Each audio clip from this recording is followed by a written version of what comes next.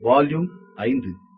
இங்கே இப்போது பிறரிடம் கைகட்டி உத்தியோகம் பார்க்க எனக்கு பிடிக்கவில்லை.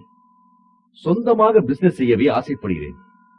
பிசினஸ் செய்ய பணமும் அனுபவமும் வேண்டுமே. அதற்காக ஒரு நிறுவனத்தில் நான் விற்பனை பிரதிநிதியாக இப்போது வேலை செய்கிறேன். ஆனால் இந்த தொழிலில் வீடு வீடாக கம்பெனியாக ஏறி இறங்க வேண்டியிருக்கிறது. இந்த தொழிலில் ஒவ்வொருவரை பார்க்கவும் மணிக்கணக்கில் காத்து கிடக்க வேண்டியிருக்கிறது. இன்னும் சிலரை சந்திக்கவே பலமுறை படையெடுக்க வேண்டியிருக்கிறது. பலர் என்னை ஒரு நியூசன்ஸ் என்பது மாதிரி கூட பார்க்கிறார்கள், நடத்துகிறார்கள். இதனால் என்னுடைய தன்மானமே காயப்படுகிறது. நமக்கு ஏன் பிசினஸ் ஆசை எல்லாம்? பேசாமல் நாமும் நமது நண்பர்கள் போல ஏதாவது குமாஸ்தா உத்தியோகத்துக்கு முயற்சி செய்தால் என்ன என்று கூட சில சமயம் தோன்றுகிறது. எனக்கு இப்படி ஒரு கடிதம் வந்தது. எழுதியவர் தஞ்சாவூரை சேர்ந்த ஒரு இளைஞர். இவருக்கு பதில் சொல்வதற்கு முன் புத்தரின் வாழ்க்கையில் நடந்த ஒரு நிகழ்ச்சியை பார்க்கலாம். ஒரு முறை புத்தரை இளைஞன் ஒருவன் சந்தித்தான். ஆனால் அந்த இளைஞனுக்கு இவர்தான் புத்தர் என்று தெரியாது. புத்தரின் முகத்தில் இருந்த பிரகாசமும் தோற்றத்தில் இருந்த பொலிவும் அந்த இளைஞனையே புரட்டி போடும் அளவுக்கு கவர்ந்துவிட பரவசப்பட்டு போன அவன் புத்தரிடம் கேட்டான், நீங்கள் கந்தர்வலோகத்தைச் சேர்ந்தவரா? புத்தர் இல்லை என்று பதில் சொன்னார். அப்படி என்றால் தேவலோகத்தில் இருந்து வருகிறீர்களா? இல்லை. பின்னே இந்த பூலோகத்தைச் சேர்ந்த மனிதர் தானா? இல்லை. இளைஞன் பொறுமை இழந்து விட்டான். பின்பு யார்தான் நீங்கள்? இந்த கேள்வியை ஆரம்பத்திலேயே கேட்டிருக்கலாமே இளைஞனே என்று சொல்லிவிட்டு புத்தர் சொன்னார், நான் ஒரு சுத்தமான கண்ணாடி. புத்தரின் இந்த வாக்கியம் மிகவும் பிரசித்தமானது. இதன் அர்த்தமோ மிக மிக ஆழமானது. திறமைசாலி என்று நம்மை ஒருவர் பாராட்டினால் நாம் என்ன நினைக்கிறோம்? இவன் நம்மை அறிவாளி என்கிறான், விஷயம் தெரிந்தவன் என்கிறான், புத்திசாலி என்கிறான், சாணக்கியன் என்கிறான், வித்தை தெரிந்தவன் என்கிறான், நம் அறிவை இவன் ஏற்கிறான் என்று அவன் சொன்ன ஒற்றை வார்த்தையின் மேல் 1000 புகழ் வார்த்தைகளை அடுக்கி பார்த்து மகிழ்ந்து போகிறோம். அதுபோலவே முண்டமே என்று யாராவது நம்மை திட்டிவிட்டால் இந்த வார்த்தையின் மீதும் 1000 இகழ் வார்த்தைகளை அடுக்கி பார்த்து சோர்வடைந்து போகிறோம். ஆனால் புத்தர் சொன்ன மாதிரி நாம் வெறும் கண்ணாடியாக மட்டும் இருந்தால் எதிராளி சொன்ன வார்த்தையை மட்டுமே பிரதிபலிப்போம். வார்த்தைகளின் எழுத்துக்களில் இருக்கிற இந்து இடுக்குகளில் எல்லாம் புகுந்து உச்சரிக்கப்படாத அர்த்தங்களை தேடிக்கொண்டிருக்க மாட்டோம். இப்போது தஞ்சாவூர் இளைஞனின் கடிதத்துக்கு வருவோம். இவருக்கு நேரடியாக இதை செய் அதை செய்யாதே என்று நான் பதில் தரப்போவதில்லை. மதன் மோகன் மாளவியாவின் வாழ்க்கையில் நடந்த ஒரு சம்பவத்தை மட்டும் சொல்கிறேன். இதிலிருந்து என்ன எடுத்துக்கொள்ள வேண்டுமோ அதை அவர் எடுத்துக்கொள்ளட்டும். பனாரஸ் இந்து யூனிவர்சிட்டியை தோற்றுவித்தவர்தான் மதன் மோகன் மாளவியா என்பது உங்களுக்கு தெரிந்திருக்கும். இந்த பல்கலைக்கழகத்தை நிர்மாணிக்க இவர் முயற்சி மேற்கொண்டிருந்த சமயம் எத்தனையோ சிக்கல்கள், எதிர்பாராத இடர்பாடுகள். இந்து பல்கலைக்கழகத்தை நிர்மாணித்தே தீர்வது என உறுதியோடு செயல்பட்டார் மதன் மோகன் மாளவியா. அந்த சமயம் மாளவியாவுக்கு பண நெருக்கடியும் ஏற்பட்டது. மாளவியா தளர்ந்து விடவில்லை. ஊர் ஊராக சென்று பல செல்வந்தர்களையும் வணிகர்களையும் சந்தித்து பல்கலைக்கழகம் கட்ட நிதி திரட்டினார். நிதி வசூல் செய்வதற்காக அவர் ஹைதராபாத் நவாபிடமும் சென்றார். என்ன தைரியம் இருந்தால் இந்து பல்கலைக்கழகம் கட்டுவதற்கு என்னிடமே வந்து நிதி கேட்பாய் என்று கண்கள் சிவக்க உரிமைய நவாப் தான் அணிந்திருந்த செருப்பை கழற்றி மதன் மோகன் மாளவியா மீது வீசினார். பதில் பேசாமல் நவாபின் அரண்மனையை விட்டு வெளியேறிய மாளவியா நேராக கடைவீதிக்கு வந்தார். நவாப் தன் மீது வீசிய செருப்பை பொதுமக்களிடம் ஏலம் விட ஆரம்பித்தார். நவாபின் செருப்பு என்பதால் போட்டி போட்டுக்கொண்டு ஒவ்வொருவரும் விலை கேட்டார்கள். அதற்குள் இந்த செய்தி நவாபுக்கு போக அவருக்கு புதிதாக ஒரு சங்கடம் பிறந்தது. தன்னுடைய செருப்பு சொற்ப விலைக்கு ஏலம் போனால் அது தனக்குத்தானே கேவலம் என்று நினைத்தார் நவாப். உடனே தன் சேவகன் ஒருவனிடம் பெரிய பணமூட்டை ஒன்றை கொடுத்து, நீ போய் என் செருப்பை பெரிய தொகைக்கு ஏலம் எடு என்று அனுப்பினார். இப்படி நவாபின் ஒற்றை செருப்பை அவருடைய சேவகன் மூலம் ஒரு பெரிய தொகைக்கு நவாபுக்கே ஏலத்தில் விற்பனை செய்தார் மாளவியா. அந்த பணத்தை பனாரஸ் இந்து யூனிவர்சிட்டி கட்ட பயன்படுத்திக் கொண்டார். ஒரு கொள்கையுடனும் குறிக்கோளுடனும் வாழ்ந்து கொண்டிருக்கும் அத்தனை இளைஞர்களுக்கும் நான் சொல்ல விரும்புவது இதுதான். ஒருவனை முன்னேற விடாமல் தடுப்பது எது தெரியுமா? அவனது திறமையின்மையோ தகுதி குறைவோ கூட அல்ல. இனி தனக்கு வாய்ப்பே இல்லை, விடிவு காலமே இல்லை என்று அவன் ஒரு முடிவுக்கு வந்து விடுவதுதான். ஆப்பர்ச்சுனிட்டி இஸ் நோவேர் என்று சோர்ந்து போய் உட்கார்ந்து விடாதீர்கள். ஆப்பர்ச்சுனிட்டி இஸ் நவ் ஹியர் என்று அதை சரியாக எடுத்துக்கொண்டு வாழ்க்கையில் முன்னேறிச் செல்லுங்கள். சுகம் அல்ல, சோகம். காலையில் தூக்கம் கலைந்தாலும் படுக்கை விட்டு எழுந்திருப்பது பலருக்கு கஷ்டமான விஷயம். வீட்டில், பள்ளிக்கூடத்தில், அலுவலகத்தில் என்று ஒவ்வொருவருக்கும் நிறைய வேலைகள் காத்திருந்தாலும் காலை தூக்கமே ஒரு தனி சுகம் என்று அதற்கு சிலர் அங்கீகாரமும் கொடுத்து கௌரவித்து விடுவார்கள். காலையில் தூக்கம் கலைந்த பின்பும் படுக்கையிலேயே படுத்து கிடக்காமல் எழுந்திருப்பது எப்படி? இது என்ன கேள்வி? போர்வையை விலக்கிவிட்டு கையை ஊன்றி எழுந்திருக்க வேண்டியதுதான். சுவாமி கூட அறுவை ஜோக் அடிப்பாரா என்று பார்க்கிறீர்களா? ஜோக் இல்லை, இது வருத்தமான விஷயம். நம்முடைய உடம்பே நம் பேச்சை கேட்காமல் படுத்திருக்கிறது என்றால் நாம் பயங்கரமான பக்கவாதத்தால் பாதிக்கப்பட்டிருக்கிறோம் என்றல்லவா அர்த்தம். ஸ்பாஸ்டிக்ஸ் நோயால் பாதிக்கப்பட்ட குழந்தைகளை நீங்கள் பார்த்திருப்பீர்கள். மூளை இடுகிற கட்டளைக்கு அவர்களின் உடல் கீழ்ப்படியாது. வாய்க்கு உணவை எடுத்துக்கொண்டு போக மூளை கட்டளையிட்டால் கை உணவை காதுக்கு எடுத்துக்கொண்டு போகும். நினைத்து பாருங்கள், நாம் எத்தனை பாக்கியசாலிகள். பல கோடி ரூபாய் கொடுத்தாலும் வடிவமைக்க முடியாத தசைகளால் ஆன கம்ப்யூட்டர் நம் மூளையில் இருக்கிறது.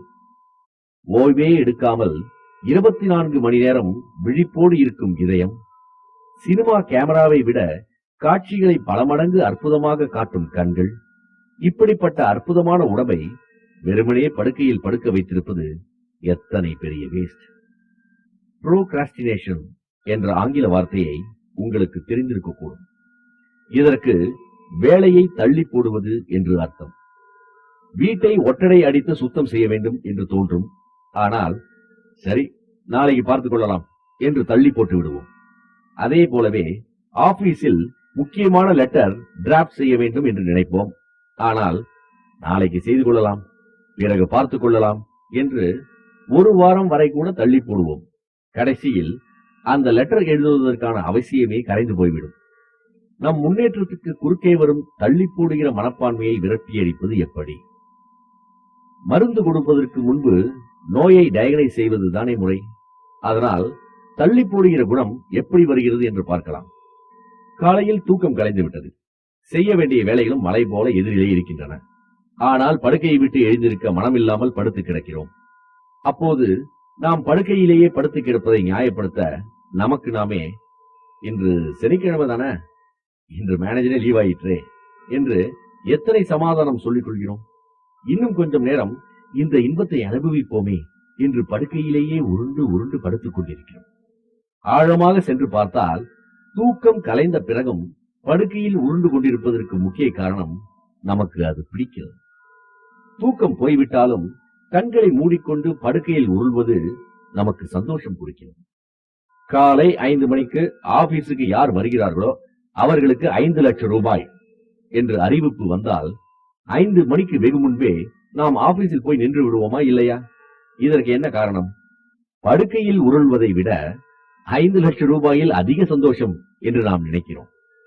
காலை 5 மணிக்கு படுக்கையை விட்டு எழுந்திருக்க வேண்டுமானால் இதே யுக்தியை நீங்களும் பயன்படுத்தி பாருங்கள்.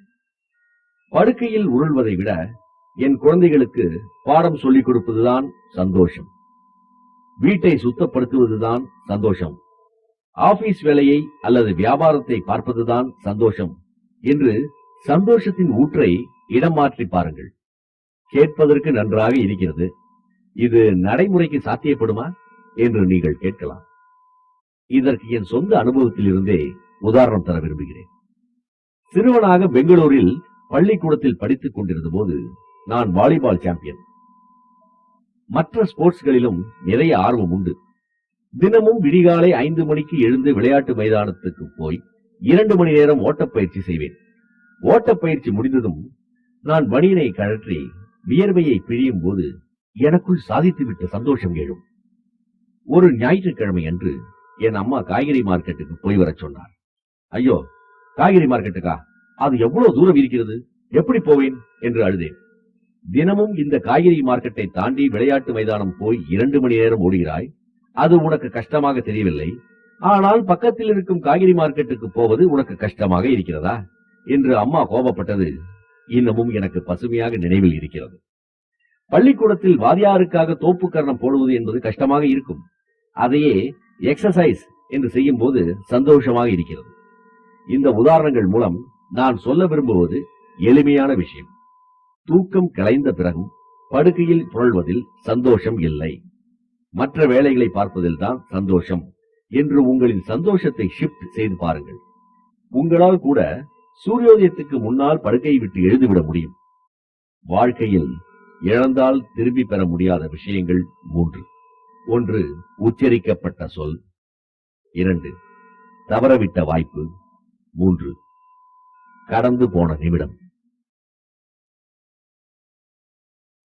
வேண்டும் ஒரு டால்பின் வாழ்க்கை.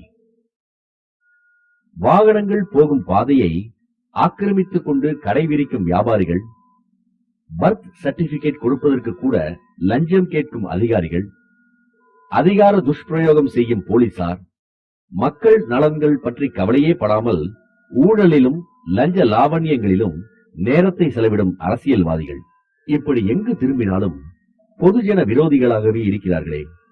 இவர்களை நினைத்தாலே என் மூளையில் கோபத்தை தூண்டும் அமிலங்கள் சுரக்கின்றன, கைகால்கள் நடுங்குகின்றன. சில சமயங்களில் நான் டென்ஷன் ஆகிறேன். சுவாமி, இவர்களை எல்லாம் திருத்தவே முடியாதா? இப்படி நரம்புகள் புடைக்க ரத்த கொதிப்பு அதிகமாகி என்னிடம் ஆதங்கப்படுபவர்கள் நிறைய பேர். இதனால் அப்செட் ஆகி மூளையில் சோர்ந்து உட்கார்ந்து விடுபவர்களும் உண்டு. இவர்களுடைய ஆதங்கம் நியாயமானதுதான். ஆனால் அக்கிரமம் செய்பவர்களை கண்டால் நரம்பு புடைக்கிறது, மனம் தளர்கிறது என்று சொல்வதுதான் சரியில்லை. நமக்கு நரம்பு புடைத்து டென்ஷன் ஆனால் அக்கிரமம் செய்பவர்களை திருத்த அது எந்த வகையில் உதவியாக இருக்கப் போகிறது என்பதை யோசித்து பார்க்க வேண்டும். மார்க்கெட்டிங் துறையின் குரு என்று கருதப்படும் ஜிக் ஜிப்லர் பற்றி கேள்விப்பட்டிருப்பீர்கள். நாடு நாடாக பறந்து மார்க்கெட்டிங் பற்றி சர்வதேச கம்பெனிகளின் நிர்வாகிகளுக்கு பயிற்சி கொடுப்பதுதான் இவரின் தொழில். மிக மிக பிஸியான இவர் ஒரு முறை வெளிநாடு செல்வதற்காக விமான நிலையம் போனார். விமானம் 4 மணி நேரம் தாமதமாக புறப்படும் என்று க்ளோஸ் சர்க்கியூட் டிவி அறிவிக்கிறது. இதை பார்த்ததும் ஜிக் ஜிப்லர் சொன்ன வார்த்தை என்ன தெரியுமா? ஃபேண்டாஸ்டிக். இப்படி சொல்லிவிட்டு அவர் தனது பிரீஃப் கேஸை திறந்து சில காகிதங்களை எடுத்து அடுத்த செமினாருக்கு தனது உரையை தயார் செய்ய ஆரம்பித்து விட்டார். 4 மணி நேரம் போனதே தெரியவில்லை. விமானம் இன்னும் 1 மணி நேரம் தாமதமாக கிளம்பும் என்று செய்தி வருகிறது. ஜிக் ஜிப்லர் வெரி குட் என்று புன்னகையுடன் சொல்லிவிட்டு மீண்டும் தன் வேலையில் மூழ்கிறார். இதை பக்கத்திலிருந்து பார்த்துக் கொண்டிருந்த சக பயணிகளுக்கு ஒரே குழப்பம். அவர்கள் ஜிக் ஜிப்லரை நெருங்கி, உண்மையை சொல்லுங்கள், விமானம் புறப்பட தாமதமாவதில் உங்களுக்கு எரிச்சல் வரவில்லையா என்று கேட்கின்றனர். அதற்கு ஜிக் ஜிப்லர், எரிச்சல் வந்துவிடக்கூடாது என்பதற்காகத்தான் ஃபேண்டாஸ்டிக், வெரி குட் என்று சொல்லிக் கொண்டிருக்கிறேன் என்றாராம். ஊழல், லஞ்சம் போன்று நம்மால் ஏற்றுக்கொள்ள முடியாத விஷயங்களை நாம் எப்படி எதிர்கொள்வது? லஞ்சம் மற்றும் ஊழல் அற்ற சமூகம் இருக்க வேண்டும் என்று நினைப்பது ஐடியல், அதாவது ஆதர்ஷ நிலை. ஆனால் நிதர்சனம் என்ன?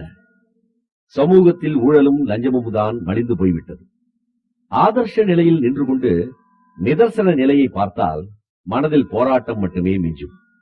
போராட்டம் வந்தால் டென்ஷன், நரம்புகள் புடைக்கும். இது முதல் வகை அணுகுமுறை. இன்னொரு வகையான அணுகுமுறையும் இருக்கிறது. ஊழலையாவது ஒழிப்பதாவது, அதெல்லாம் நடக்காத காரியம் என்று சொல்லி நிதர்சனத்தை அப்படியே ஏற்றுக்கொள்வது. இந்த 2 விதமான அணுகுமுறைகளுமே தவறு. ஊழலே கூடாது என்ற ஆதர்ஷ நிலையில் நின்றிருந்தாலும் நிதர்சனம் என்ன என்பதை புரிந்து கொண்டு ஆதர்ஷ நிலையை, அதாவது ஊழலே இல்லாத சமுதாயத்தை உருவாக்க முழு ஈடுபாட்டோடும் உறுதியோடும் உழைக்க வேண்டும்.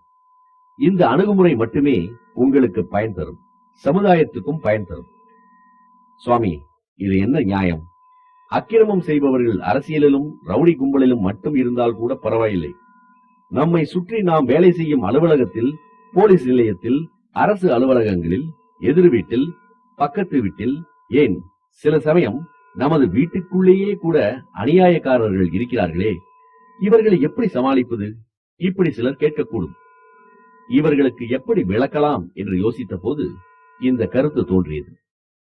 கடலில் இருக்கும் மீன்களை 3 வகையாக பிரித்தால் அதில் முதல் வகை சின்ன சின்ன மீன்கள். இவை கடலில் இருக்கும் அடாவடி மீன்களை எதிர்க்க முடியாதவை. காலப்போக்கில் இவை அடாவடி மீன்களுக்கு இரையாகிவிடும். இரண்டாவது வகை சுறா போன்ற அடாவடி மீன்கள். மற்ற மீன்களை விழுங்கி ஏப்பம் விட்டே வயிறு வளர்க்கும் ரகம் இவை. மூன்றாவது வகை டால்பின் மாதிரியான மீன்கள். சுறா மீன்கள் இருக்கும் அதே கடலில் நீந்தினாலும் இவை சின்ன மீன்கள் மாதிரி சுறாவுக்கு இரையாகிவிடாது. அதே சமயம் சுறா மாதிரி அடாவடித்தனமும் செய்யாது. இவை சுறா மீன்களுக்கு டிமிக்கி கொடுத்துவிட்டு வாழ்க்கையை ஜாலியாக வாழும். நாமும் டால்பின் மாதிரி வாழ்வதற்கு பழகிக் கொள்ளலாமே. பாலம் கட்டு, சுவரை உடை. நாம் விரும்புகிற மாதிரிதான் வாழ்க்கையை வாழ்ந்து கொண்டிருக்கிறோமா? யோசித்து பாருங்கள். நம் விருப்பப்படி வாழ்க்கையை வாழவிடாமல் செய்வது யார்? நமது எதிரிகளா அல்லது விரோதிகளா? இருவரும் இல்லை. நமது இன்ஹிபிஷன்ஸ்.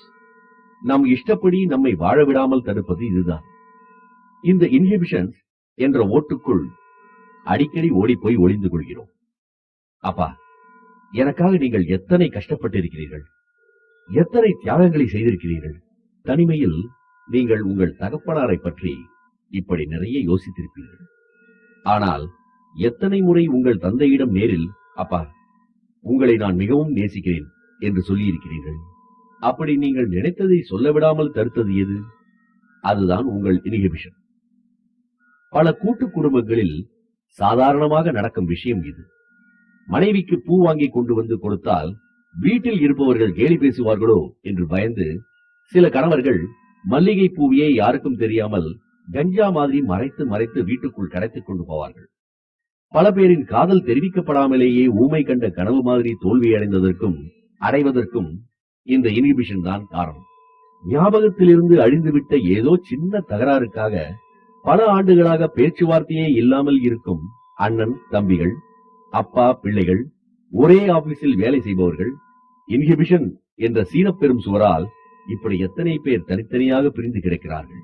நாம் மற்றவர்களோடு உறவு ஏற்படுத்திக் கொள்ள பாலம்தான் கட்டிக்கொள்ள வேண்டுமே தவிர பிரிப்பதற்கான சுவர் எழுப்பிக் கொள்ளக்கூடாது. பாட வேண்டும் என்று பலருக்கு ஆசை இருக்கும். டான்ஸ் ஆட வேண்டும் என்று பலருக்கு விருப்பம் இருக்கும். சில சமயம் கண்ணீர் விட்டு அழ வேண்டும் என்று தோன்றும். ஆனால் பிறர் என்ன நினைப்பார்களோ, சொல்வார்களோ என்று பயந்து நம்மில் பலர் நாம் விரும்பும் இந்த மாதிரி சின்ன சின்ன விஷயங்களை கூட செய்வதில்லை.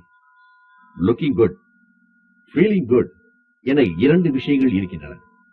பிறர் கண்களுக்கு நன்றாக தெரிய வேண்டும் என்பதற்காக நமது சந்தோஷத்தையே பின்னுக்கு தள்ளி காலால் மிதித்துக் கொண்டிருக்கிறோம். இன்ஹிபிஷன்ஸ் என்ற இந்த சின்ன தடைகளை உடைத்துக் கொண்டு நாம் சுதந்திரம் அடைவது எப்போது? கோபி 14 வயது சிறுவன். அப்பா ஆசைப்பட்ட மாதிரி வகுப்பில் இவனால் மார்க் எடுக்க முடியவில்லை. இறுதித் தேர்வில் தோல்வி அடைந்து விடுகிறான்.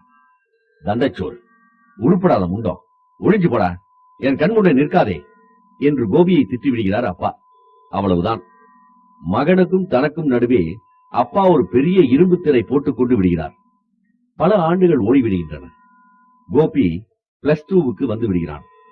தன் மகன் மீது அப்பாவுக்கு பாசம் இருந்தாலும் அவன் பக்கத்தில் உட்கார்ந்து கொண்டு இயல்பாக அவரால் பேச முடியவில்லை, அரட்டை அடிக்க முடியவில்லை.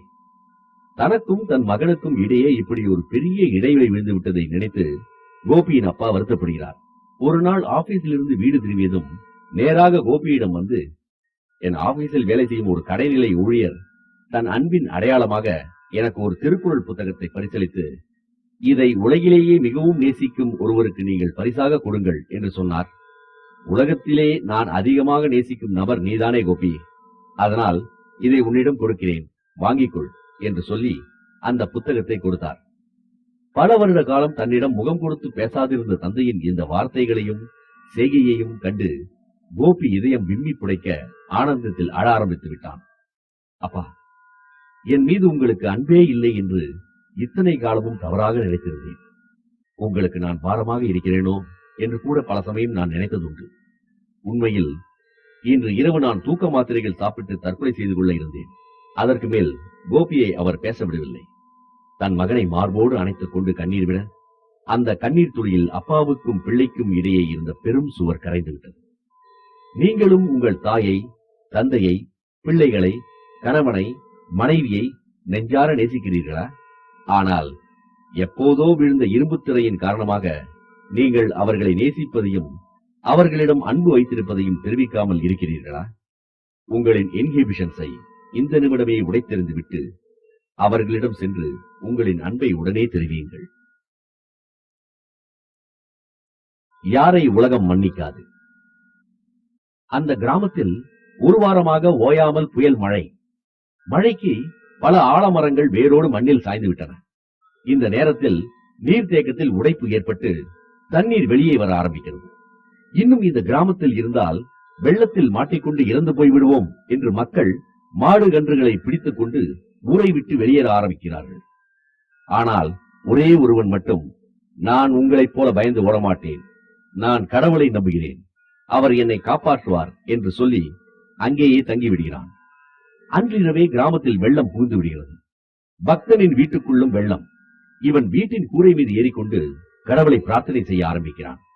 அப்போது பக்கத்து கிராமத்தினர் வெள்ளத்திலிருந்து தப்பிக்க அந்த வழியாக படகில் போகின்றனர். வீட்டு கூரையின் மீது தத்தளித்துக் கொண்டிருக்கும் இவனை பார்த்து, வா வந்துவிடு, உயிர் தப்பித்து ஓடிவிடலாம் என்று அழைக்கின்றனர். அதற்கு இவன், நான் வரமாட்டேன், கடவுள் என்னை காப்பாற்றுவார் என்று சொல்லிவிட்டு கூரையிலேயே உட்கார்ந்து விடுகிறான். ஏரியில் ஏற்பட்ட ஓட்டை பெரிதாக வெள்ளத்தின் அளவும் உயர்ந்து பக்தன் அமர்ந்திருக்கும் கூரையை எட்டி பிடித்து விடுகிறது. இவன் கூரையில் இருந்தபடியே ஒரே தாவாக தாவி பக்கத்தில் இருந்த மரம் ஒன்றில் ஏறிக்கொண்டு கடவுள் காப்பாற்றுவார் என்று நம்பிக்கையோடு காத்திருக்கிறான். அப்போது இன்னொரு கிராமத்திலிருந்து அந்த ஊர் மக்களை ஏற்றிக்கொண்டு போகும் படகு வருகிறது. மரத்தில் தவித்துக் கொண்டிருக்கும் இவனை பார்த்து, படகுக்கு வா, தப்பித்து போய்விடலாம் என்று கூப்பிடுகிறார்கள். இல்லை, நான் வரமாட்டேன், என்னை காப்பாற்ற கடவுள் நிச்சயம் வருவார் என்று இவன் பிரார்த்தனை செய்ய ஆரம்பிக்கிறான். அடுத்த நாள் ஏரி முற்றிலுமாக உடைந்து நீரின் உயரம் மரத்தில் இருக்கும் இவன் காலை தொடும் அளவுக்கு உயர்ந்து விடுகிறது. இவன் மரத்தின் உச்சியிலே போய் உட்கார்ந்து கொள்கிறான். அப்போது அந்த சுற்று வட்டாரத்திலிருந்து கடைசி படகு இவனின் உதவிக்கு வருகிறது. நான் வரமாட்டேன், கடவுள் என்னை காப்பாற்றுவார் என்று இவன் அப்போதும் மறுத்து விடுகிறான். கடைசி படகு கிளம்பிச் சென்ற சில மணி நேரங்களில் வெள்ள நீரின் உயரம் மீண்டும் உயர்ந்து இவனை அடித்துக் கொண்டு போய்விடுகிறது. இறந்து போன பக்தன் மேலுலகம் போகிறான். அங்கே அவன் கடவுளை சந்திக்கிறான். கடவுளே, உங்களையே மலை போல நம்பியிருந்தேன், ஆனால் நட்டாற்றில் என்னை விட்டுவிட்டீர்களே. வாழ்நாள் முழுதும் உங்களையே பிரார்த்தனை செய்து கொண்டிருந்தேன், என்னை கைவிட்டு விட்டீர்கள். ஆனால் அதை பற்றி எனக்கு கவலை இல்லை. கடவுள் இல்லை என்று சொல்பவர்கள் கட்சிக்கு உங்களின் செயல் இப்போது பலம் சேர்த்து விட்டது. அதை நினைத்தால்தான் கவலையாக இருக்கிறது என்றான். அர்த்தமுள்ள ஒரு புன்னகை பூத்துவிட்டு கடவுள் சொன்னார், உன் பக்தியில் குறையில்லை. அதனால்தான் நீ முதல் முறை பிரார்த்தனை செய்ததுமே உன்னை காப்பாற்றுவதற்காக 1 அல்ல 2 அல்ல 3 படகுகளை அடுத்தடுத்து அனுப்பினேன். நீதான் 3 சந்தர்ப்பங்களையுமே தவறவிட்டு விட்டாய் என்றாராம். தோல்வி அடைந்தவர்களை கூட இந்த உலகம் மன்னித்துவிடும். ஆனால் சந்தர்ப்பம் கிடைத்தும் அதை பயன்படுத்தாமல் கையை கட்டிக்கொண்டு சும்மா உட்கார்ந்திருப்பவர்களை யாருமே மன்னிக்க மாட்டார்கள், மதிக்கவும் மாட்டார்கள். அவன் 25 வயது வாலிபன், அழகானவன், படித்தவன், மதிப்பு மிகுந்த உத்தியோகத்திலும் இருக்கிறான். அவனை திருமணம் செய்து கொள்ள இளம் பெண்கள் பலர் ஆசைப்பட்டார்கள். என் அழகுக்கு நீ மேட்ச் ஆக மாட்டாய், என் படிப்புக்கு நீ பொருத்தமானவள் இல்லை, என் செல்வத்துக்கு நீ சமமானவள் இல்லை என்று ஏதோ ஒரு காரணம் சொல்லி இவன் எல்லா பெண்களையும் நிராகரித்து வந்தான். 20 வருடங்களுக்கு பிறகு இவன் எதிர்பார்ப்புகள் அத்தனைக்கும் ஏற்ற ஒரு பெண் இவன் கண்ணில் பட்டாள். அவளிடம் சென்று தன் படிப்பு, செல்வம், பதவி என்று அத்தனையும் சொல்லி, எனக்கு பொருத்தமானவள் நீதான், உன்னை நான் திருமணம் செய்து கொள்ள தயார் என்றான். கேலியாக சிரித்துவிட்டு அந்த பெண் சொன்னாள், ஆனால் நீங்கள் எனக்கு பொருத்தமானவராக தெரியவில்லையே. சந்தர்ப்பம் என்பது வேறு கிரகங்களிலிருந்து வரும் சமாச்சாரம் இல்லை. பல நேரங்களில் சந்தர்ப்பம் வருவதற்கான சூழலை நாம் தான் உண்டு பண்ண வேண்டும். வெற்றியாளர்கள் சந்தர்ப்பங்களையே உருவாக்கும் வல்லமை படைத்தவர்களாக இருப்பார்கள். இப்போது சொல்லுங்கள், நீங்கள் இதில் எந்த ரகம்? சந்தர்ப்பத்துக்காக காத்திருப்பவரா, அல்லது சந்தர்ப்பம் வருவதற்கான சூழலை உண்டு பண்ணுபவரா, இல்லை சந்தர்ப்பத்தையே உருவாக்குபவரா? வேர்களை பாருங்கள். உலகம் முழுவதும் பரபரப்பாக விற்பனையாகிக் கொண்டிருக்கும் ஹோண்டா கார்கள் மற்றும் மோட்டார் சைக்கிள்கள் பற்றி பலருக்கு தெரிந்திருக்கும். அமெரிக்கா மற்றும் ஐரோப்பா கார் கம்பெனிகளை இந்த ஜப்பான் கம்பெனி கதிகலங்க வைத்துக் கொண்டிருப்பது பற்றியும் பலர் அறிந்திருப்பீர்கள். இந்த வெற்றியின் வேர்களை தேடி போனால் அங்கே ஹோண்டா என்ற ஒரு சாமானிய ஜப்பானியரின் விடாமுயற்சி என்ற விஸ்வரூப தரிசனத்தை பார்க்க முடியும். கார் தொழிற்சாலையை நிர்மாணிப்பதற்கு முன்னதாக ஹோண்டா ஒரு சாதாரண மனிதர். கார்களுக்கு பயன்படுத்தப்படும் பிஸ்டன்களை புதிய முறையில் வடிவமைத்து பார்த்தார் ஹோண்டா. இதை வர்த்தக ரீதியாக தயாரித்து கார்களில் பொருத்தினால் காரின் செயல்பாடு பலவிதங்களில் மேம்பாடு அடையும் என்று அவருக்கு உறுதியாக தெரிந்தது. எனவே தான் உருவாக்கிய பிஸ்டனை எடுத்துக்கொண்டு டொயோட்டா கார் கம்பெனியை அணுகினார் ஹோண்டா. அந்த கம்பெனியின் இன்ஜினியர்கள் ஆரம்பத்தில் ஹோண்டாவை பார்க்காமலேயே வெளியே அனுப்பிவிட்டார்கள். ஹோண்டா மனம் தளரவில்லை, தொடர்ந்து முயற்சித்தார். டொயோட்டா கார் கம்பெனியின் இன்ஜினியர்கள் ஹோண்டா வடிவமைத்த பிஸ்டனை பார்த்து கேலியாக சிரித்தார்கள். ஹோண்டா வெறுத்து போய் ஒதுங்கிவிடாமல் தான் வடிவமைத்த பிஸ்டனின் தனித்தன்மைகளை அந்த இன்ஜினியர்களுக்கு சளைக்காமல் பொறுமையாக விளக்கினார். அவருடைய பல வருட முயற்சிக்கு கடைசியில் பலன் கிடைத்தது. தாங்கள் தயாரிக்கும் கார்களுக்கு பிஸ்டன் சப்ளை செய்ய ஹோண்டாவுக்கு டொயோட்டா கம்பெனி ஆர்டர் கொடுத்தது. ஹோண்டா தனது பொருள், பணம், அறிவு, உழைப்பு என்று அத்தனையையும் மூலதனமாக போட்டு பிஸ்டன் தயாரிக்கும் தொழிற்சாலையை நிர்மாணிக்க ஆரம்பித்தார். தொழிற்சாலை கட்டும் பணி முடிவுக்கு வந்த சமயம் ஜப்பானில் நிலநடுக்கம் ஏற்பட்டு ஹோண்டாவின் தொழிற்சாலை தரைமட்டம் ஆனது. ஆனால் ஹோண்டாவின் நம்பிக்கை சிதறவில்லை. அவர் மீண்டும் தொழிற்சாலை கட்டும் பணியை ஆரம்பித்தார். தொழிற்சாலை நிர்மாணிக்கப்பட்டு இதோ அடுத்த வாரம் உற்பத்தி ஆரம்பித்துவிடும் என்ற நிலையில் இரண்டாம் உலகப் போர் ஆரம்பமானது. எதிரி நாட்டு விமானம் வீசிய குண்டுகளால் ஜப்பான் நாடே உடைந்து சிதறிய இடிபாடுகளுக்குள் சிக்கிக்கொள்ள ஹோண்டாவின் தொழிற்சாலையும் தவிடுபொடியானது. ஹோண்டா தன் தொழிற்சாலை, சொத்து, நண்பர்கள் என்று பலவற்றை இழந்தாலும் தன்னம்பிக்கையை மட்டும் இழக்கவில்லை. தொடர்ந்து போராடினார். மூன்றாவது முறையாக தொழிற்சாலையை நிர்மாணிக்க ஆரம்பித்தார். இன்று உலகில் டொயோட்டாவை விட அதிக கார்களை ஹோண்டா கார் கம்பெனி விற்பனை செய்கிறது. விடாமுயற்சி என்ற வார்த்தைக்கு வெறும் உதாரணமாக மட்டும் இல்லாமல் பெருமையும் சேர்த்தார் ஹோண்டா. நம்மில் பலர் சின்ன சின்ன சோதனைகள் வந்தாலே வாடி வதங்கி வத்தலாகி விடுகிறோம். பிரச்சனைகள் வந்தால் பின்வாங்கி விடுகிறோம். ஐன்ஸ்டீன் அவரது ஆசிரியரால் மண்டு சாமர்த்தியம் போதாது என்று ப்ராக்ரஸ் ரிப்போர்ட் குறிப்புடன் பள்ளிக்கூடத்திலிருந்தே வெளியேற்றப்பட்டவர். ஐன்ஸ்டீன் அப்போது கன்னத்தில் கை வைத்து உட்கார்ந்திருந்தால் உலகம் ஒரு மாபெரும் விஞ்ஞானியை கை நழுவ விட்டிருக்கும். நோர்மா ஜீன் பேக்கர் என்ற பெண்மணி மாடலாக ஆசைப்பட்டு ஒரு மாடலிங் கம்பெனிக்கு போய் வாய்ப்பு கேட்டார்.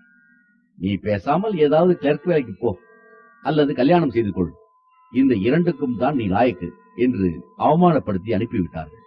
நோர்மா தனது மாடலிங் கனவை அப்போது குழிதோண்டி புதைத்திருந்தால் உலகுக்கு மர்லின் மன்றோ என்ற அற்புத கதாநாயகி அறிமுகமாகி இருக்க மாட்டார். இசையை உயிர் மூச்சு மாதிரி காதலித்தவர் ஜெர்மன் இசைக்கலைஞர் பீத்தோவன். இவருக்கு காதில் கோளாறு ஏற்பட்டது. 46வது வயதில் இந்த கோளாறு உக்கிரம் அடைந்து பீத்தோவனின் 2 காதுகளும் செயலிழந்தன. உலகமகா இசைக்கலைஞருக்கு இதைவிட ஒரு மோசமான கொடுமை இருக்க முடியாது. பீத்தோவன் இந்த ஊனத்தையும் மீறி தனது அற்புதமான இசை பெட்டகங்களை உலகுக்கு கொடுத்தார். வெற்றியை அடைந்தே தீர்வது என்ற எண்ணம் தீ மாதிரி உள்ளுக்குள் எப்போதும் கனன்று கொண்டே இருக்க வேண்டும். அந்த உற்சாகம் என்ற தீ அணைந்துவிட ஒருபோதும் அனுமதிக்காதீர்கள். வெற்றி என்ற மலைக்குச்சியை அடைய வேண்டுமானால் கல், முள், காட்டு விலங்கு, கடுங்குளிர், பனிமழை என்று நிறைய இடர்பாடுகள் வருவது இயற்கை. அதற்காக ஐயோ என்று சோர்ந்து உட்கார்ந்தாலோ பின் வாங்கினாலோ வெற்றியின் சுவை உங்களுக்கு கிடைக்காமலேயே போய்விடும். Winners never quit. Quitters never win.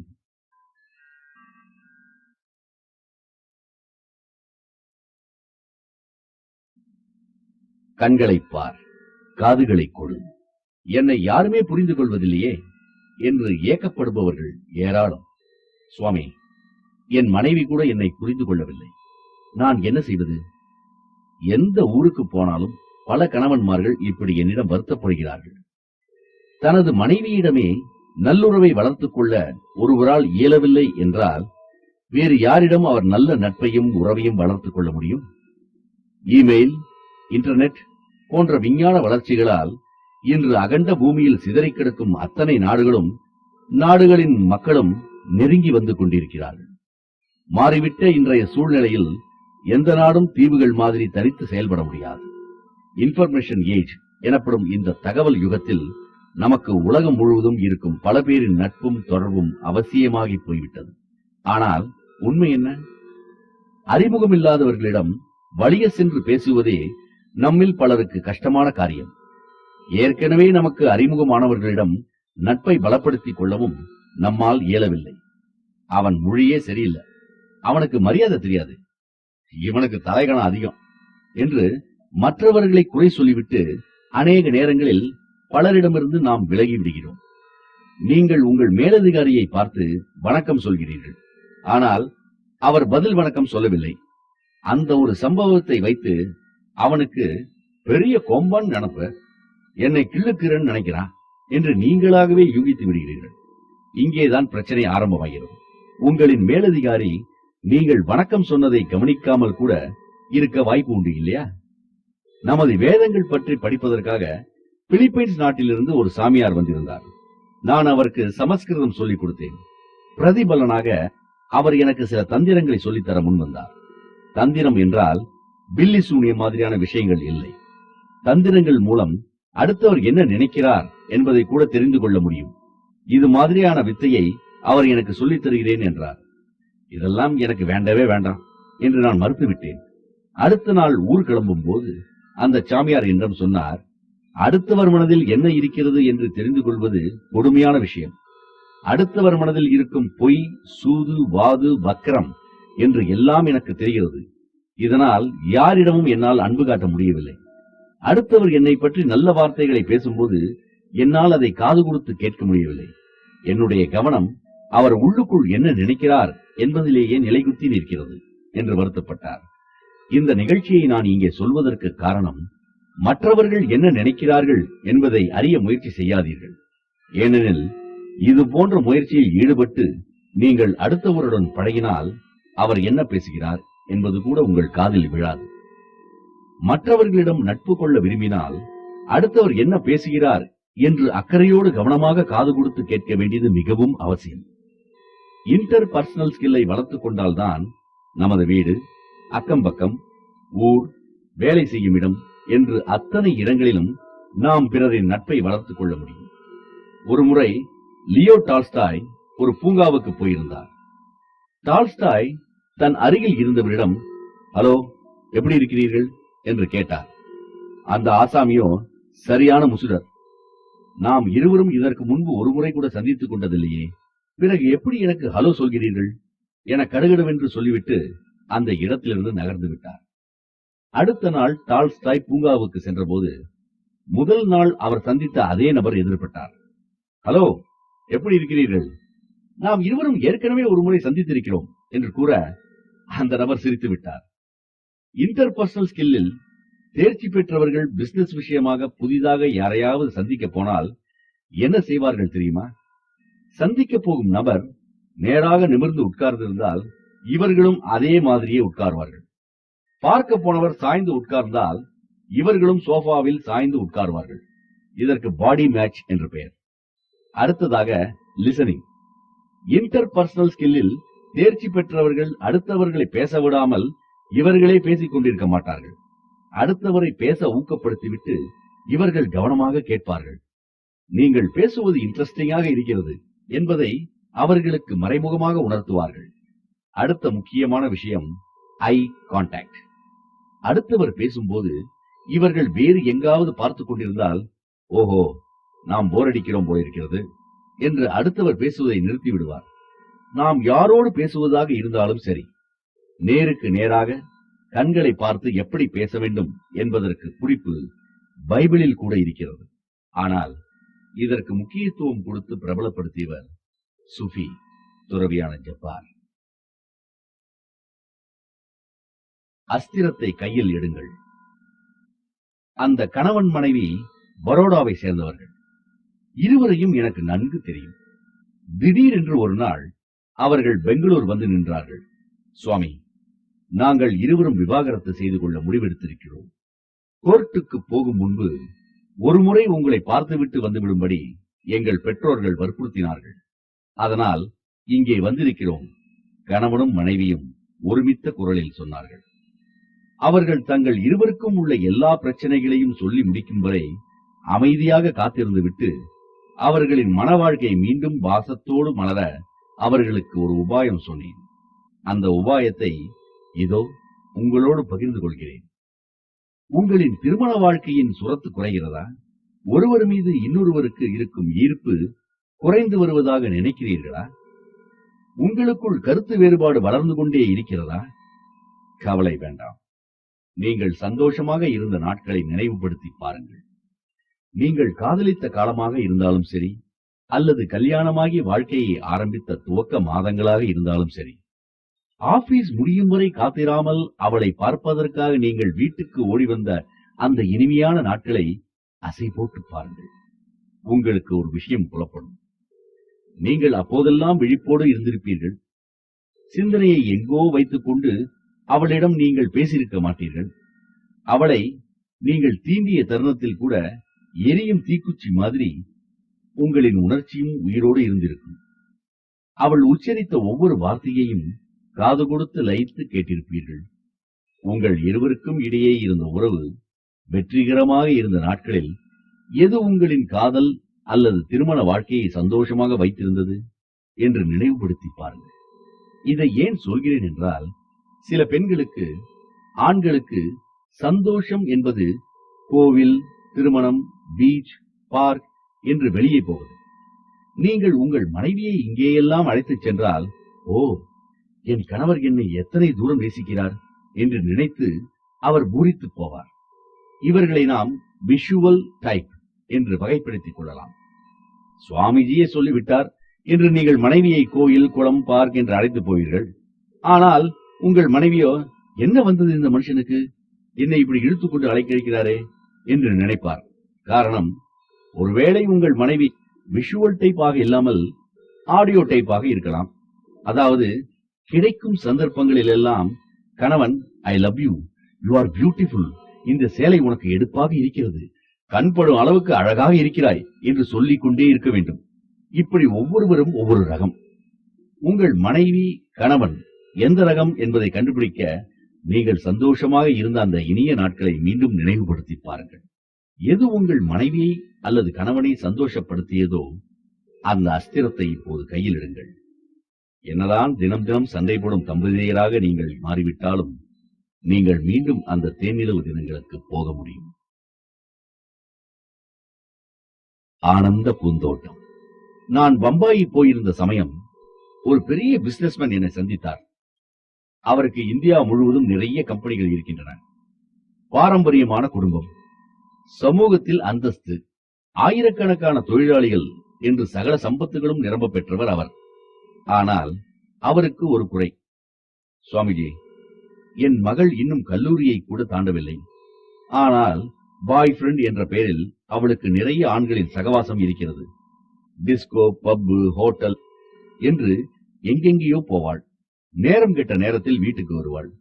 சுவாமி, சொல்வதற்கே கூசுகிறது. ஓரிரு முறை நர்சிங் ஹோம் போய் கருக்கலைப்பு கூட செய்து கொண்டாள். திருமணம் செய்து வைத்தால் திருந்தி விடுவாள் என்று நினைத்து நல்ல இடத்தில் மாப்பிள்ளை தேடி கல்யாணம் செய்து வைத்தேன். தேன் நிலவுக்காக வெளிநாட்டுக்கெல்லாம் கூட போய் வந்தார்கள்.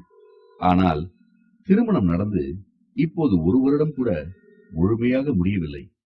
மீண்டும் அவள் தனது பாய் ஃப்ரெண்டுகளோடு சுற்றிக் கொண்டிருக்கிறாள். அவளின் திருமணமே இப்போது முறிந்து போகும் ஆபத்தில் இருக்கிறது என்று சொல்லி அழுதார். நான் அந்த பெண்ணை அழைத்து நீண்ட நேரம் பேசினேன். சமீபத்தில் அந்த பெண்ணின் அப்பா என்னை சந்தித்தார். தன் மகள் கணவனோடு சந்தோஷமாக வாழ்வதாக நெகிழ்ச்சியோடு சொல்லிவிட்டு போனார். இது ஒரு பக்கம் இருக்கட்டும், நம் நாட்டை பொறுத்தவரை வாழ்க்கையில் இது போல வழிதவறி போகும் பெண்கள் லட்சத்தில் ஒருவர் கூட இருக்க மாட்டார்கள். ஏனென்றால் நம் நாட்டில் கற்பு என்பது பெண்களுக்கு உயிர், காற்றுக்கு மேலானது. இந்த இடத்தில் இன்னொரு விஷயத்தை நீங்கள் நினைவுபடுத்தி பாருங்கள். நம் நாட்டில் எத்தனை கணவன் மனைவிகள் இல்லற வாழ்க்கையை இன்பமயமாக நடத்தி கொண்டிருக்கிறார்கள். பிள்ளைங்களுக்காக தான் பல்ல கடிச்சுக்கிட்டு உன் கூட குடும்பம் நடத்துறேன், பிள்ளைங்க மட்டும் இல்லாட்டி உன் மூஞ்சில விழிப்பதே பாவன்னு எப்போ நீ கட்டின தாலியை கழட்டி போட்டு போயிட்டு இருப்பேன். இப்படி பகிரங்கமாகவே தனது அதிருப்தியை அறிவித்துவிட்டு குடும்பம் நடத்தும் கணவன் மனைவிகள் தான் எத்தனை எத்தனை பேர்.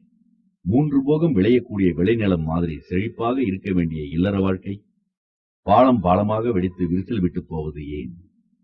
யுத்த பூமியில் வாழ்வது மாதிரி தங்களின் அப்பா அம்மாவின் ஆக்ரோஷமான சண்டைகளை பார்த்துக் கொண்டு வளரும் குழந்தைகள் தான் எத்தனை. பறவைகளும் பட்டாம்பூச்சிகளும் திரியும் ஆனந்த பூந்தோட்டமாக குடும்பத்தை மாற்றுவது எப்படி? அருவியின் சாரலில் இருக்கும் சுகத்தை வீட்டுக்குள் கொண்டு வருவது எப்படி? இதற்கு ஆதாரம், அடிப்படை எல்லாம் ஒரு உண்மையில் மறைந்து கிடக்கிறது. அந்த உண்மை என்ன தெரியுமா?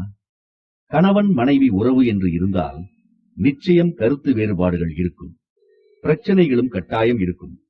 கருத்து வேறுபாடுகளோ பிரச்சனைகளோ இல்லாத கணவன் மனைவிகள் உலகத்தில் கிடையாது என்பதை நீங்கள் புரிந்து கொள்ள வேண்டும். மகாத்மா காந்திக்கும் அன்னை கஸ்தூரிபாவுக்கும் இடையே கூட கருத்து வேற்றுமைகள் இருந்திருக்கின்றன, பிரச்சனைகள் முளைத்திருக்கின்றன. பிரச்சனைகள் இருந்தாலும் நாம் சந்தோஷமாக இருக்க கற்றுக்கொள்ள வேண்டும். பிரச்சனைகள் பெரிதாகாமல் அவற்றை நீர்த்துப் போக வைக்கும் கலையை கற்றுக்கொள்ள வேண்டும். இந்த நேரத்தில் இன்னொரு விஷயத்தை தெளிவாக நாம் புரிந்து கொள்ள வேண்டும். கருத்து வேறுபாடுகளோ பிரச்சனைகளோ நமக்கு துன்பத்தை கொடுப்பதில்லை, இவற்றை நாம் பார்க்கும் கோணம்தான் துன்பத்தை கொடுக்கிறது. உதாரணம், ஒருவருக்கு ரோலர் கோஸ்டரில் சுற்றுவது சந்தோஷமான த்ரில்லான விஷயம், இன்னொருவருக்கோ ஜெயிண்ட் வீலில் சுற்றினால் அடிவயிற்றை மரண பயம் கவிக்கொள்கிறது. கணவன் மனைவி உறவு செம்மையாக இருக்க வேண்டுமா? குடும்பத்தில் ஏதாவது பிரச்சனை எழும்போது உன்னால் தான் இந்த பிரச்சனையே வந்தது என்று உங்கள் வாழ்க்கை துணைவியின் மீது பழியை தூக்கி போடாதீர்கள். ஏனென்றால் பிரச்சனைக்கான பழியை நீங்கள் ஏற்றுக்கொண்டால் பிரச்சனையை தீர்ப்பதற்கான பொறுப்பையும் நீங்கள் ஏற்றுக்கொள்வீர்கள். இந்த மனநிலையிலிருந்து பிரச்சனையை தீர்க்க நீங்கள் முனையும் போது உங்களுக்குள் பலமும் தானாகவே பிறக்கும். கணவன் மனைவி உறவை பலவீனமாக்கும் இன்னொரு விஷயம் விவாதம். விவாதம் என்பதற்கு அடிப்படை தர்க்க அறிவு. ஆனால் கணவன் மனைவி உறவுக்கு ஆதாரம் அன்பு. அன்பு இருக்க வேண்டிய இடத்தில் அறிவை கொண்டு வருவதே பொருத்தமில்லாத விஷயம். யோசித்து பாருங்கள். கணவன் மனைவிக்குள் சண்டை வரும்போது என்ன நடக்கிறது? மனைவி செய்ததுதான் தவறு என்று கணவன் ஆதாரங்களை எடுத்து போட்டு தர்க்க ரீதியாக வாதாடுகிறார். மனைவியும் தன் பங்குக்கு தன்னுடைய அறிவையெல்லாம் பயன்படுத்தி எதிர்வாதம் செய்கிறாள். நீங்கள் இந்த கதையை கேள்விப்பட்டிருக்கக்கூடும். ஒரு நகரில் புகழ்பெற்ற ஒரு வழக்கறிஞர் இருந்தார். ஒரு குறிப்பிட்ட கம்பெனியின் முதலாளிக்கும் தொழிலாளர் சங்கத்துக்கும் இடையேயான ஒரு பிரச்சனை. வழக்கு நீதிமன்றத்துக்கு வருகிறது. நம்முடைய வக்கீல் எழுந்து வாதாட துவங்குகிறார். தொழிலாளர்களின் தரப்பில் இருந்த நியாயத்தை, சட்ட புத்தகங்களையும் உச்ச நீதிமன்றம் கொடுத்திருக்கும் பல்வேறு தீர்ப்புகளையும் மேற்கோள் காட்டி அற்புதமாக வாதம் செய்துவிட்டு உட்கார போகும் சமயம் ஜூனியர் வக்கீல் வருகிறார். அவருக்கு திடுக்கென்று ஆகிவிடுகிறது. காரணம், இவரின் சீனியர் வாதாட வேண்டியது முதலாளிக்காக, ஆனால் சீனியரோ தொழிலாளிகளுக்காக வாதாடி கொண்டிருக்கிறார். ஜூனியர் வக்கீல் மெல்ல அணுகி விஷயத்தை சொன்னதும் சீனியரான நமது வக்கீல் நொடியில் சுதாரித்துக் கொண்டு நீதிபதியை பார்த்து இப்படி சொன்னாராம்: தொழிலாளர் தரப்பில் பேசப்போகும் வக்கீல் இப்படியெல்லாம் வாதாடக்கூடும், ஆனால் இந்த வாதம் சரியில்லை. ஏனென்றால் என்று ஆரம்பித்து அவர் தர்க்க ரீதியாக முதலாளிகளுக்காக வாதத்தை எடுத்து வைக்க கடைசியில் சீனியர் வக்கீல் தனது வழக்கில் ஜெயித்து விட்டார். அறிவை ஆதாரமாக வைத்து வாதம் செய்ய வேண்டுமானால் எப்படி வேண்டுமானாலும் வாதம் செய்யலாம். அதனால்தான் சொல்கிறேன், குடும்பத்தை பொறுத்தவரை ஒரு பிரச்சனையை வாதமோ எதிர்வாதமோ செய்து தீர்த்து விட முடியும் என்று நினைக்காதீர்கள். வாதத்தாலும் எதிர்வாதத்தாலும் பிரச்சனை வளர வாய்ப்பிருக்கிறதே தவிர தீர்வதற்கு நிச்சயம் வாய்ப்பு இல்லை. அதனால் கணவன் மனைவி 2 பேருக்குமே மீண்டும் சொல்கிறேன், குடும்பத்தில் பிரச்சனை ஏதாவது எழுந்தால் இந்த பிரச்சனை வந்ததற்கு நான் தான் காரணம் என்று பொறுப்பை நீங்கள் ஏற்றுக்கொண்டு அதை தீர்க்க முயற்சி செய்யுங்கள். பிரச்சனையை எதிர்கொள்ள இதுவே சிறந்த வழி.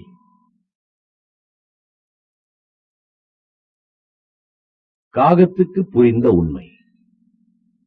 கணவன் மனைவி உறவை உடைய வைக்கும் இன்னொரு விஷயம் ஈகோ என்ற அகங்காரம். நான் தான் குடும்பத்துக்கு தேவைப்படும் வருமானத்தை சம்பாதிக்கிறேன் என்று கணவனோ, அல்லது நான் மட்டும் என்ன குறைச்சல் என்று மனைவியோ செயல்பட ஆரம்பித்தால் குடும்ப வாழ்க்கை விலவிலத்து போய்விடும். காகம் ஒன்று மாமிச துண்டை பார்க்கிறது. பறந்து வந்து காகம் அதை கவ்வி எடுத்ததும் மற்ற காகங்களும் கழுகுகளும் இதை விரட்ட ஆரம்பிக்கின்றன. மாமிச துண்டை காப்பாற்றிக் கொள்வதற்காக காகம் உயர உயர பறக்கிறது. மற்ற காகங்களும் கழுகுகளும் சளைக்காமல் துரத்துகின்றன. ஒரு கட்டத்தில் காகம் மாமிச துண்டை நழுவ விட்டு விடுகிறது. அவ்வளவுதான். இத்தனை நேரம் இதை துரத்தி வந்த பறவைகள் தரையில் வீழ்ந்த மாமிசத்தை நோக்கி பறந்து விடுகின்றன. காகத்துக்கு மற்ற பறவைகளிடமிருந்து விடுதலை கிடைத்து விடுகிறது. அப்போதுதான் அந்த காகத்துக்கு புரிந்துதான், நான் மாமிச துண்டை இழந்தது என்னவோ உண்மை, ஆனால் நான் இப்போது பெற்றிருப்பது எத்தனை பெரிய சுதந்திரம் என்று. நமக்குள் இருக்கும் அகங்காரம் கூட இந்த மாமிச துண்டை போலத்தான். இதை நீங்கள் விட்டுவிட்டால் வாழ்க்கை லேசானதாக ஆகிவிடும். டென்ஷனே இருக்காது. காக்கைக்கு வானத்தின் அழகு தெரிந்த மாதிரி உங்களுக்கு வாழ்க்கையின் அழகு கண்ணுக்கு தெரியும். நமது வேதத்தில் அர்த்த சாஸ்திரம், தர்ம சாஸ்திரம், காம சாஸ்திரம், மோட்ச சாஸ்திரம் என்று 4 சாஸ்திரங்கள் இருப்பது நமக்கெல்லாம் தெரியும். இதில் கடைசியாக இருக்கும் மோட்ச சாஸ்திரம் சொல்வதும் இதுதான். அகங்காரத்தை விட்டொழித்தால்தான் நமக்குள் இருக்கும் ஆனந்த சொரூபத்தை நம்மால் தரிசிக்க முடியும். கணவன் மனைவி உறவு பலமடைய இன்னொரு முக்கிய தேவை அந்நியோன்யம். அம்மா அப்பா, சகோதரன் சகோதரி, கணவன் மனைவி, பிள்ளைகள், இவர்கள் அனைவருமே நம் பாசத்துக்கு உரியவர்கள்தான். ஆனால் பல சமயங்களில் நாம் சில விஷயங்களை இவர்களோடு பகிர்ந்து கொள்வதில்லை. அதே சமயம் நண்பர்களோடு மணிக்கணக்கில் உட்கார்ந்து பேசுவோம். காலப்போக்கில் நமக்கும் அந்த நண்பர்களுக்கும் இடையே ஒரு பெரிய அந்யோன்யம் வளரும். உங்கள் மனைவியிடம் அல்லது கணவரிடம் உங்களுக்கு அந்யோன்யம் வளர வேண்டுமானால் உங்கள் நண்பரிடம் பேசுவது மாதிரி சகல விஷயங்களையும் உங்கள் மனைவியிடமும் மனம் திறந்து பேசுங்கள். ஆபீஸ் விஷயங்களை எல்லாம் நான் வீட்டில் பேசுவதில்லை என்று சிலர் பெருமையே அடித்துக் கொள்வார்கள். காரணம் கேட்டால், மனைவியிடம் ஆபீஸ் விஷயங்களை சொன்னால் அதை அவளால் சரியாக புரிந்து கொள்ள முடியாது, வீணாக குழப்பிக் கொண்டு கவலைப்படுவாள் என்று சிலர் சொல்வார்கள். இது ஓரளவுக்கு உண்மையும் கூட. ஆனால் இந்த சின்ன தடையை தாண்டுவது பெரிய விஷயம் அல்ல. நண்பர் ஒருவர் நம்மிடம் வந்து அவரின் மனக்குறைகளையோ, ஆபீஸ் விஷயங்களையோ, கனவுகளையோ, கவலைகளையோ பேசினால் நல்ல நண்பராய் இருக்கக்கூடியவர் என்ன செய்வார்? இந்த பிரச்சனையை நீ இப்படி சமாளி, இப்படி செய், அப்படி செய் என்று எடுத்ததற்கெல்லாம் யோசனை சொல்ல மாட்டார். பேச வரும் நண்பருக்கு மனம் திறந்து பேசுவதற்கு வசதி செய்து கொடுப்பார். அதே போலவே நண்பர் ஆபீஸ் பிரச்சனையை பற்றி பேசினால், இந்த பிரச்சனையை கையாள உனக்கு சாமர்த்தியம் பத்தாது, அனுபவம் போதாது என்று வார்த்தைகளால் மட்டுமல்ல, மனதளவில் கூட நண்பரை எடை போட்டுக் கொண்டிருக்க மாட்டார். அன்னை தெரசாவின் அற்புதமான சொற்றொடர் ஒன்று நினைவிற்கு வருகிறது. மற்றவர்களை எடை போடுவதில் காலத்தை செலவழிக்காதீர்கள், ஏனெனில் அவர்களை நேசிக்க உங்களுக்கு நேரம் இல்லாமல் போகும். இப்போது கணவன் மனைவி உறவுக்கு வருவோம். மனைவிமார்களே, உங்கள் கணவர் உங்களிடம் ஏதாவது ஆபீஸ் கனவு என்று பேச வரும்போது நீங்கள் சிநேகத்தோடு அவர் பேசுவதை காது கொடுத்து மட்டும் கேளுங்கள். உங்கள் இருவருக்கும் உள்ள அந்யோன்யம் அற்புதமாக வளரும். வீட்டுக்கு வெளியே கணவர் எந்த புது அனுபவத்தை சந்தித்தாலும் அதை உங்களோடு பகிர்ந்து கொள்ள அவர் ஓடோடி வருவது நிச்சயம். கணவனுக்கும் மனைவிக்கும் இடையே இந்த மாதிரி அந்யோன்யம் தேவை. கணவன் மனைவி குழந்தைகளுக்கு இடையே அந்யோன்யத்தை வளர்க்க கிறிஸ்துவ மதம் சொல்லும் யோசனை கூட இங்கே நினைத்து பார்க்கத்தக்கது. தினமும் இரவு படுக்கப் போவதற்கு முன்பு எந்த குடும்பம் ஒன்றாக அமர்ந்து பிரார்த்தனை நடத்துகிறதோ அந்த குடும்பம் கடைசி வரை ஒன்றாக இருக்கும். கணவன் மனைவிக்கு இடையே அந்யோன்யம் வளர வேண்டுமானால் இன்னும் சில வழிமுறைகளை வாழ்க்கை முறைகளாக மாற்றி நாம் கடைபிடிக்க வேண்டியது அவசியம். வாழ்க்கையில் நமக்கு இதுதான் முக்கியம் என்று எழுதப்படாத ஒரு பட்டியலை நாம் எல்லோருமே மனதிலே ஒட்டி வைத்திருக்கிறோம். உதாரணத்துக்கு கணவன் என்று எடுத்துக்கொண்டால் பணம் சம்பாதித்தல், பெற்றோர் நலன், குழந்தைகள் படிப்பு என்று நிறைய விஷயங்கள் இருக்கும். அதுபோலவே மனைவி என்றால் பூஜை, குழந்தைகள், சொந்த வீடு, சொந்த பந்தங்கள் என்று அவர் ஒரு தனி பட்டியல் வைத்திருப்பார். இதைத்தான் வேல்யூஸ் என்று சொல்கிறோம். கணவன் மனைவி இருவரின் வேல்யூவும் ஒரே மாதிரி இருந்தால்தான் வாழ்க்கை சண்டை சச்சரவு இல்லாமல் இருக்கும் என்று அர்த்தம் இல்லை. கணவன் மனைவி இருவருமே ஒரே மாதிரியான ரசனையும் குறிக்கோளும் உடையவர்களாக இருந்தால் வாழ்க்கை ஒருவேளை போரடித்து விடும் வாய்ப்பு இருக்கிறது. வானவில் பல வண்ணங்களில் இருப்பதால் தானே அது அழகாய் இருக்கிறது. உறவினர் வீட்டுக்கு போய் வரலாம் என்று மனைவி கூப்பிடுவாள். கணவனுக்கோ வீட்டில் உட்கார்ந்து படிப்பதுதான் பிடிக்கும். ஒரு வாரம் ஆபீஸ் வேலை காரணமாக வெளியூர் போய் வீடு திரும்பும் கணவன் வீட்டு சாப்பாடு சாப்பிட்டால் தேவலாம் என்று நினைப்பான். மனைவியோ ஒரு வாரமாக நானே சமைச்சு நானே சாப்பிட்டு போரடிச்சு போச்சு, ஒரு சேஞ்சுக்கு ஹோட்டலில் போய் சாப்பிடலாம் என்று சொல்லுவாள். ரசனை, குறிக்கோள் போன்ற விஷயங்களில் கருத்து வேறுபாடு வரும்போது கணவன் மனைவி இருவருமே விட்டுக் கொடுத்து போவது அவசியம்.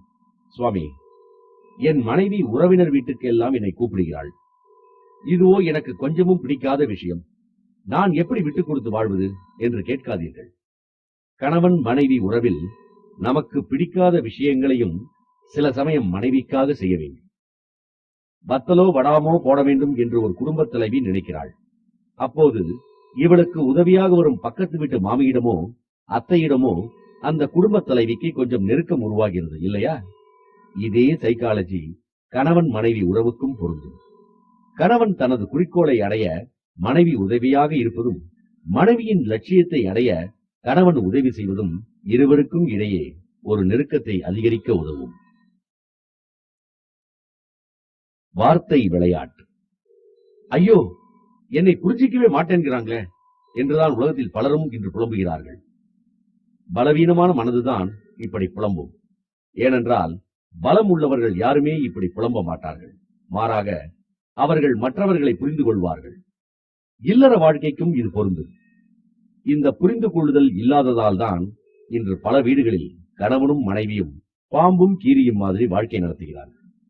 ஒவ்வொருவரின் மனதுக்குள்ளும் மனிதன் என்றால் இப்படித்தான் இருக்க வேண்டும் என்று ஒரு வரைபடம் இருக்கும். சந்தோஷம் வந்தால் எப்படி சிரிக்க வேண்டும், துக்கமாக இருந்தால் எப்படி அழ வேண்டும், கோபம் வந்தால் எப்படி நடக்க வேண்டும் என்று எல்லா கேள்விகளுக்கும் நாம் ஒவ்வொருவரும் மனதுக்குள் ஒரு வரைபடம் வைத்திருப்போம். இதோ இந்த உதாரணத்தை பாருங்கள். எனக்கு தெரிந்த ஒரு குடும்பத்தில் மனைவியின் எண்ணப்படி சத்தம் போட்டு பேசுவது என்பது பேசுபவர் எதிரே இருப்பவருக்கு காட்டும் அவமரியாதை, காட்டு மிராண்டித்தனம், கலாச்சாரம் இன்மை. இவரின் கணவரோ வேறு மாதிரியான சூழ்நிலையில் பிறந்து வளர்ந்தவர். எந்த ஒரு விஷயத்திலும் சீரியஸான கருத்துக்களை சொல்லும் போது குரலை மேலே உயர்த்தி பேசினால்தான் அது சீரியஸான விஷயம் என்பதே எதிரே இருப்பவர்களுக்கு புரியும் என்பது கணவரின் கருத்து. இந்த இருவரும் கணவன் மனைவியாக இருக்கும்போது என்ன நடக்கும்? கணவர் ஒரு விஷயத்தை உறுதிபட சொல்வதற்காக குரலை உயர்த்துவார். மனைவி அதை அவமரியாதை என்று எடுத்துக்கொண்டு அந்த அறையிலிருந்து வெளியேறி விடுவார். பேசிக்கொண்டு இருக்கும் போது எதிரே இருப்பவர் வெளியேறுவது என்பது கணவரின் எண்ணப்படி அவமரியாதை. ஆகையால் அவர் மேலும் குரலை உயர்த்தி, நான் பேசுவதை கேட்டுவிட்டு போ என்று சொல்லுவார். இந்த செயின் ரியாக்ஷன் தொடர்ந்து நடந்தால் என்ன ஆகும் என்று யோசித்து பாருங்கள். சாதாரண ஒரு உரையாடலே இரண்டு பேருக்கும் இடையே ஒரு பெரிய இடைவெளியை உண்டு பண்ணிவிடும். இதோ இன்னொரு உதாரணத்தை பாருங்கள். ஒரு கணவன் மனைவி திருடா என்ற வார்த்தை அந்த மனைவியை பொறுத்தவரை டார்லிங், என் கண்ணு குட்டி, என் செல்ல குட்டி என்பது மாதிரி கொஞ்சல் வார்த்தை. கணவனுக்கோ திருடா என்றால் மோசமான வார்த்தை. காரணம், இவர் பள்ளிக்கூடத்தில் படித்தபோது செய்யாத குற்றத்துக்காக யாரோ இவர் மீது திருட்டு பழி போட்டு திருடன் என்று திட்டிவிட்டதுதான் காரணம். அவர்கள் புதிதாய் திருமணம் செய்து கொண்டவர்கள். மனைவியின் அலமாரியை கணவன் எதேச்சையாய் திறக்கிறான். அதை அடுக்கலையிலிருந்து மனைவி பார்த்து விடுகிறாள். ஏய் திருடா என்று விளையாட்டுக்காக செல்லமாக கூப்பிடுகிறாள். ஆனால் அந்த வார்த்தையால் கணவன் காயப்பட்டு போகிறான். திருடா என்ற வார்த்தை ஒன்றுதான். ஆனால் மனைவி இதற்கு கொடுத்திருக்கும் அர்த்தம் ஒன்று, கணவன் வைத்திருக்கும் அர்த்தம் இன்னொன்று. கணவன் மனைவிகளுக்கு நான் சொல்ல விரும்புவது இதுதான். நீங்கள் இருவரும் பேசும்போது, அதிலும் குறிப்பாக பிரச்சனைகளை பற்றி பேசும்போது, நாம் பேசுகின்ற வார்த்தைக்கு என்ன அர்த்தம் என்று மட்டும் பார்க்காதீர்கள். இந்த வார்த்தைக்கு உங்கள் கணவனோ மனைவியோ என்ன அர்த்தத்தில் எடுத்துக்கொள்வார் என்பதையும் அறிந்து கொண்டு பேசுங்கள். நீங்கள் யார்? முரமா, சல்லடையா? ஒரு சீடன் தன் குருவை பார்த்து கேட்கிறான், குருவே, கண் என்பது என்ன? கண்ணின் கண்தான் கண். குரு இப்படி பதில் சொல்கிறார். காது என்பது என்ன? காதின் காதுதான் காது. இப்போது சீடனை பார்த்து குரு கேட்கிறார், நான் சொன்னது புரிந்ததா? புரியவில்லை, குழப்பத்தோடு சொல்கிறான் சீடன். என்னுடைய விளக்கம் புரியவில்லை என்றால் புரிந்தது என்று அர்த்தம். புரிந்தது என்றால் புரியவில்லை என்று அர்த்தம். குரு சொல்கிறார். என்ன இது, கஞ்சா அடித்த இருவர் பேசிக் கொள்வது மாதிரி இருக்கிறதே என்று நினைக்கிறீர்களா? மேலே உள்ள உரையாடல் நமது வேதங்களில் ஒன்றான கேனோ உபநிஷத்தில் இருக்கிறது. மற்ற உயிரினங்கள் எதற்கும் இல்லாத ஒரு திறன் மனிதர்களான நமக்கு இருக்கிறது. அதுதான் சிந்தித்தல். 1000 கிலோமீட்டர் உயரத்தில் இருக்கும் செயற்கைக்கோளை கூட பூமியிலே இருக்கும் கம்ப்யூட்டர் இயக்கும். மனிதன் இடும் கட்டளைகளை அடிமை மாதிரி 100% அது துல்லியமாக நிறைவேற்றிவிடும். ஆனால் அதற்கு சிந்திக்க தெரியாது. சிந்திக்கும் திறன் படைத்த ஒரே உயிரினம் மனிதன் மட்டுமே. நம்மில் எத்தனை பேர் சிந்தனை திறனை பயன்படுத்துகிறோம்? தானாக சிந்திக்காத மாணவர்களை சிந்திக்க வைப்பதற்காக முனிவர்கள் சில சமயம் உணர்வார்கள். அது ஒரு உத்தி. அத்தகைய உத்திகள் கேனோ உபநிஷத்துக்களில் ஆங்காங்கே இருக்கின்றன. சிந்தனையின் கதவுகளை மூடிவிட்டால் நாம் முட்டாள் ஆகிவிடுவோம். இதோ இந்த கதையில் வரும் வேலையாள் மாதிரி. அவன் ஒரு முயல் வியாபாரி.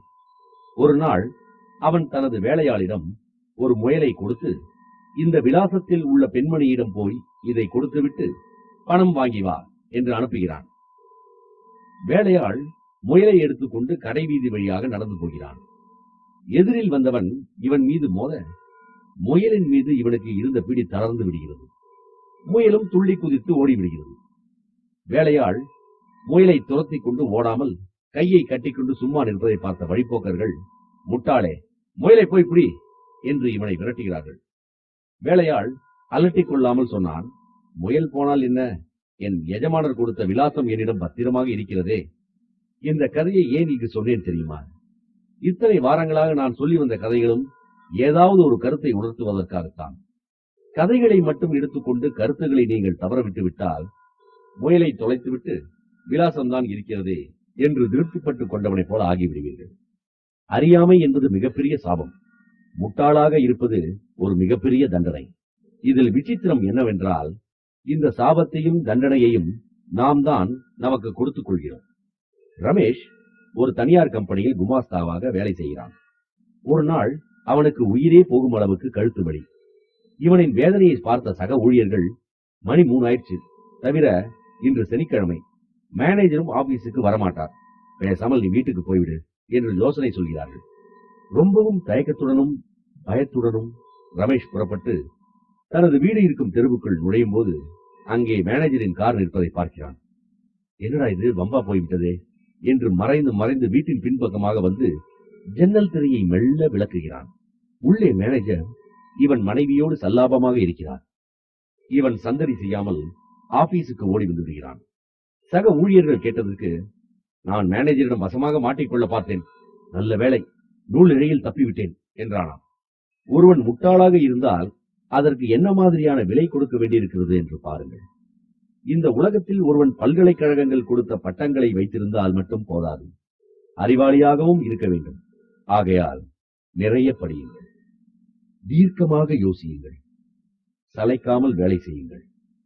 உங்கள் வாழ்க்கையில் 12 மாதங்களும் வசந்த காலங்களாக இருக்கும். பல ஆண்டு காலம் கல்வி பயின்றுவிட்டு தனது குருகுலத்திலிருந்து வெளியுலகுக்கு செல்லும் மாணவன் ஒருவனை பார்த்து அந்த குரு சொன்னார், நீ முரம் மாதிரி இரு, சல்லடை மாதிரி இருக்காதே. இதற்கு அர்த்தம் என்ன தெரியுமா? சல்லடை நல்ல விஷயங்களை எல்லாம் கீழே தள்ளிவிட்டு தேவையில்லாத கசடுகளையும் கல்லையும் மண்ணையும் தான் வைத்துக் கொள்ளும். முரமோ பதர், கல், மண் ஆகியவற்றை கீழே தள்ளிவிட்டு நல்ல விஷயங்களை மட்டும் தக்க வைத்துக் கொள்ளும். நீங்கள் யார்? சல்லடையா, முரமா? ஹரி ஓம்.